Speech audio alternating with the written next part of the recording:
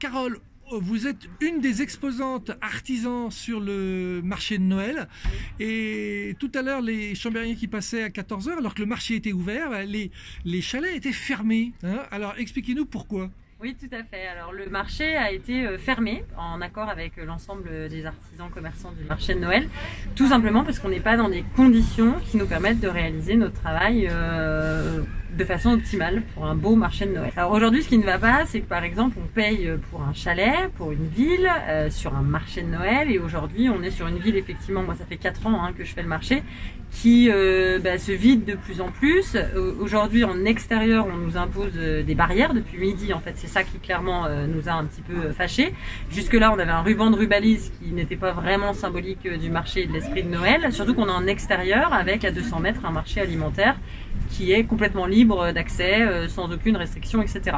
Donc nous, on s'impose sur nos chalets le gel hydroalcoolique, les masques, etc., histoire d'être cohérent avec la démarche sanitaire en cours.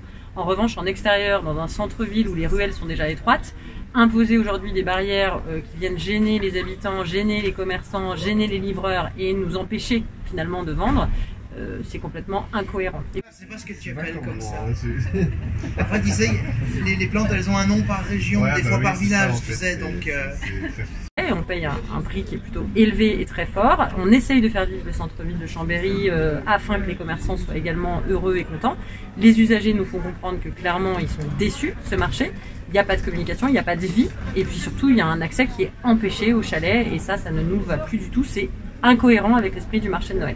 C'est que du coup, le fait de clore un espace en extérieur, je retranscris, permet de contrôler les passes sanitaires. Alors que finalement, s'il n'y avait pas ces barrières et qu'on laissait les gens simplement divaguer librement, on ne contrôlerait pas les passes sanitaires. Ce qui est complètement aberrant aujourd'hui, c'est que on est en extérieur, et 2, on vient créer un effet qui est complètement contradictoire, c'est-à-dire que les gens se retrouvent acculés et divisés en 2 espaces dans la même rue, et surtout en fait on va agglutiner, on va avoir un effet qui sera complètement opposé à celui que l'on souhaite. Et puis après, il faut aussi rappeler qu'on est à Chambéry, on n'est pas à Strasbourg, on n'a pas 1 million de personnes qui divaguent dans les rues, donc hormis empêcher 4 personnes de rentrer et d'en avoir 10 à l'extérieur, on peut pas travailler en fait. Puis même les commerçants en face de nous, aujourd'hui on est sur une place, alors c'est ce qu'on se disait, là on a un magasin qui est fermé en face, on se proposait de reprendre ce commerce pour 1 mois, de mettre nos produits dedans, et puis au moins il n'y a pas de passe sanitaire, et les gens, surtout ce qui est aberrant, c'est que c'est en intérieur.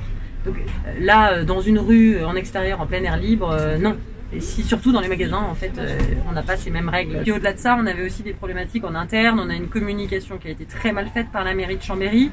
C'est des petites choses, mais aujourd'hui, on travaille 9 heures dans nos chalets. On n'a pas de WC. Voilà. Donc on n'a aucun accès au WC. On paye. Donc là, ça ne va pas. Et puis surtout, les gens sont déjà pas bien. On le sent. On voit bien que les gens ne vont pas bien aujourd'hui. On est en train de recréer du stress et une situation qui est incohérente avec l'esprit de Noël.